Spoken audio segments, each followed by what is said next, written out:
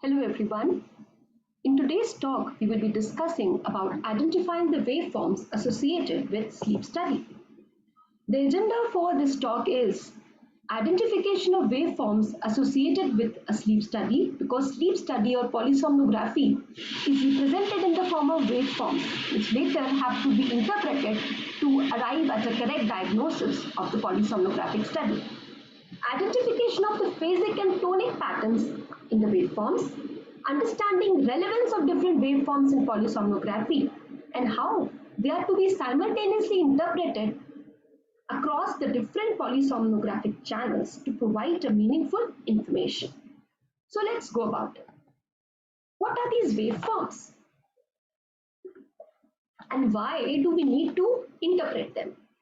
So just as it's with a computer that whatever information is there stored in a computer is presented is as binary digits, either 0 or 1, so it is with the polysomnographic software. Whatever information or whatever physiological information needs to be provided to the clinician or needs to be provided to the scorer is provided in the form of waveforms. So a lot of information like the electroencephalogram, the electrooculogram, the electromyelogram, the electrocardiogram, the airflow. So a lot of information from these channels is being constantly run for 7 to 8 hours, and that information in the form of waveforms has to be correctly identified, interpreted for scoring of sleep and associated events. Thus the importance of identifying these waveforms. So this is how it is. A lot of channels, a lot of electrodes, a lot of sensors are attached to the patient, and the information is presented like waveforms which have to be interpreted to correctly score or diagnose the sleep study. This is how a typical polysomnographic epoch looks like. So what an epoch is just like a functional unit of a sleep study, which is a 30-second recording, and it consists of so many waveforms. It consists of recording from all the different physiological channels or parameters of a sleep study. How these waveforms are to be identified? The identifying parameters are the following. One is the amplitude, which is the voltage measured, voltage of the wave measured, usually in microvolts. Frequency is the number of waves per second. Waveform, the shape is also important, because a waveform could be smooth, sinusoidal, sharp, regular or irregular. Also important is the distribution. Where did the waveform come from? Whether it was frontally located, whether it was prominent in the central parts of the cerebral cortex or in the occipital or posterior lobes. So broadly speaking, the EEG or the electroencephalogram of sleep has two kinds of pattern. One is the phasic pattern, which consists of K complex, spindles, arousals, and artifacts, and other things as well.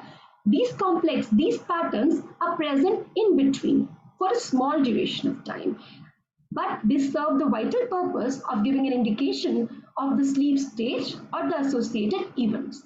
Tonic pattern, on the other hand, are background activities which are present for longer stretch or long duration of time.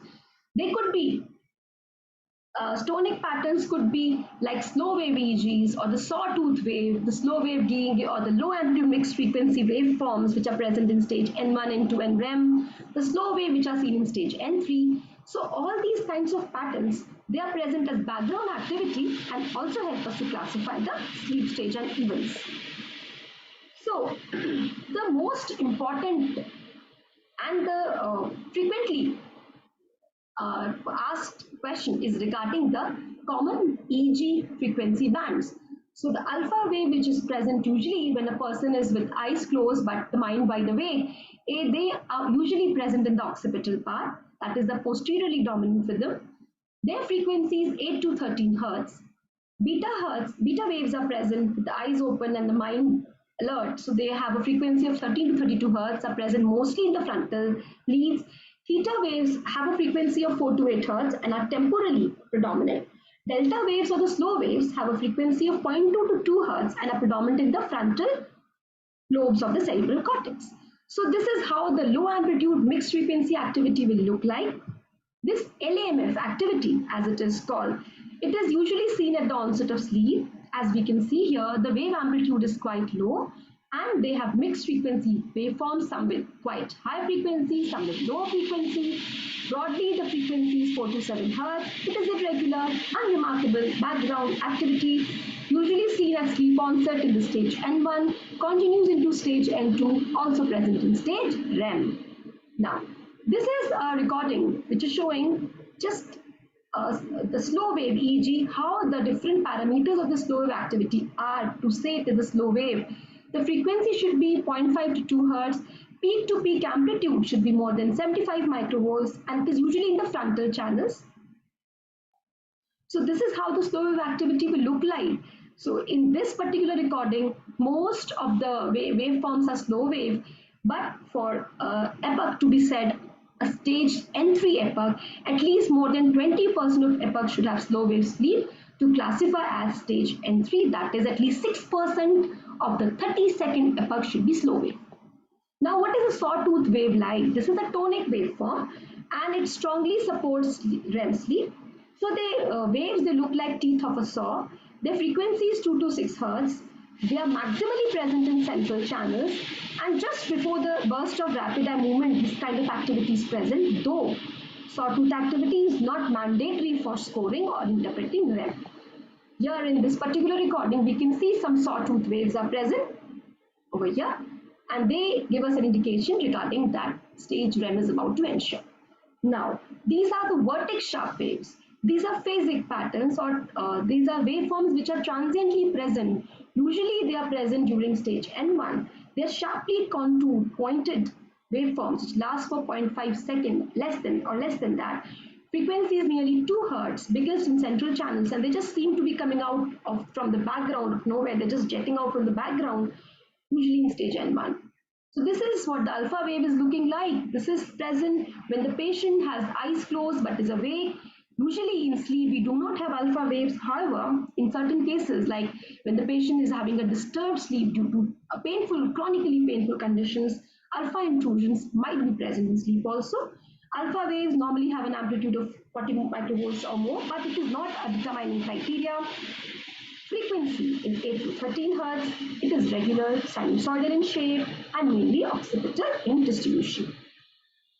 Now, whenever there is this eye closure and the mind is awake, we have alpha activity.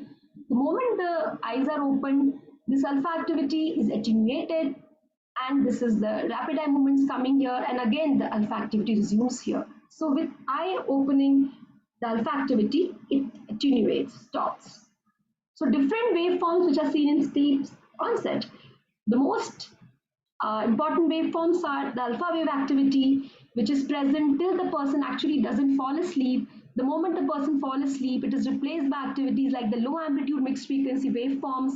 Along with that, vertex sharp waves might also be present to classify it as stage N1. So this is a slide which shows the amplitude, frequency, waveform, and distribution of these three waveforms seen at the sleep onset. What is a K complex like? So it is a phasic waveform which is often on present. It is a negative deflection first, followed by a positive deflection, and seems to be sticking out from the background EEG. The duration is more than 0.5 seconds, and it is usually biggest in the frontal channels. And it tells us that it is now the stage N2. And K complexes are usually present after 3 to 6 months post-term, just as spindles are present after 5 to 6 months post-term. So here you see this was a stable LMF activity, and now you have K complexes coming here, and you can surely say this is stage N2. So K complex and vertex waves, they also can be differentiated because they are often confusing. So this is the kind of criteria which we followed. One is having an amplitude of less than 2 Hz, vertex have an amplitude of more than 2 Hz. K complex is negative followed by positive and mainly frontal in distribution. Here it is central distribution. What are sleep spindles? They are the phasic waveforms which are seen in stage N2 of non-REM sleep. Frequencies between 11 to 16 Hz, and their duration is more than 0.5 seconds. Again, they are the largest in the central channels. So again, if ever we have a doubt regarding what it is it an alpha activity, just take a 1 second tracing and just count the number of peaks coming here. So it is 13 Hz, it is suggestive of spindle because spindles, their frequency is still more than that of the alpha waves. So This is how it is usually there. And spindles are mostly centrally present. Alpha waves are mostly occipitally present. Spindles are seen in sleep. Alpha waves are not seen, usually not seen in sleep, can be present as alpha intrusions in certain chronically painful conditions in sleep. So this is now something which differentiates our spindles, which are faster and more central than alpha waves, which are slower and more occipital. So this is a slide which shows the differentiation between alpha, LAMF, vertex, spindles, K, complex and slow wave activity, and the different parameters how these waveforms can be differentiated. Now a little bit about the electrooculogram. The eye serves as it has a potential gradient. It serves as a dipole. The positively charged part is the cornea and the retina is considered negative. So there's a voltage gradient between the two, and surface electrodes, they capture the difference of potential in the eye, and whatever the difference of potential is there, waveforms are generated like slow waveforms, rapid eye movements, and even blinks are captured in the EOGs. So slow eye movement, they are conjugate, reasonable, regular sinusoidal eye movements, and they are usually more than 0.5 seconds. Usually they are seen at sleep onset, and sometimes when patients are taking drugs like SSRIs, fluoxetine, you can have these kinds of movements throughout the sleep, but then they should not be confused with slow eye movement. They are then called the Prozac eyes. So this is how the slow eye movement looks like. As we can see here, the EOGs.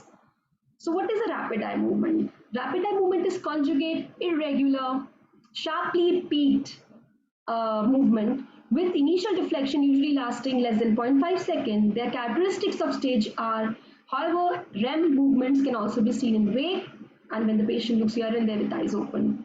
So now a little bit about the waveforms in the chin or the chin muscle tone. In the stage wake, it is high, stage N2, N1 low, N2 still lower, REM, it is the lowest.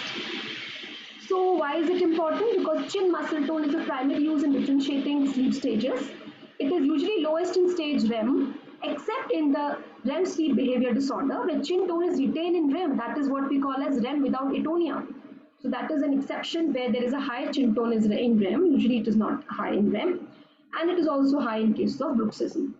Again, some respiratory waveforms. Normally it is regular sinusoidal. In hypopnea, the airflow decrease to a certain extent, that is 30%. In apnea, it decreases by 90%. Apnea could again be central, obstructive, mixed. In the central apnea, the airflow and the efforts both decrease. In obstructive, the airflow decreases, efforts are still present. And in the mix, there's initial decrease of efforts, then resumption. So this is a slide. It's showing hypopnea with decrease in airflow. So a thing which is to be remembered is that all these waveforms have to be judged or interpreted together. So this is something about an arousal. So what is an arousal? A respiratory event, which is scored as a respiratory effort-related arousal, is where there is a flow limitation present, which leads to an arousal from sleep. But this flow limitation or this respiratory event doesn't fall in the criteria of apnea or hypopnea. So again, there are some scoring rules. We will not go in depth into these scoring rules in the present talk. Later on, we'll be discussing scoring in the further talks. So for now, what arousal is, there is an abrupt change in the EEG frequency, and it could be any kind of frequency which comes in between, usually more than 16 hertz, but not spindles, and lasting for at least 3 seconds in duration. So this is how the arousal would look like, right? And the conclusion for this talk is that the quality of sleep study is directly proportional to the integrity of waveforms that we obtain during sleep study, thus the importance of a good hookup, and thus the importance of checking calibrations and artifact correction. What the mind knows, the eyes will see. A thorough knowledge of PSG waveforms is desirable for sleep physicians and technicians. Familiarity with scoring rules for sleep and associated important events is vital for correct diagnosis, and the right diagnosis, as it is always there, it will lead towards the better management of the patient. Thank you.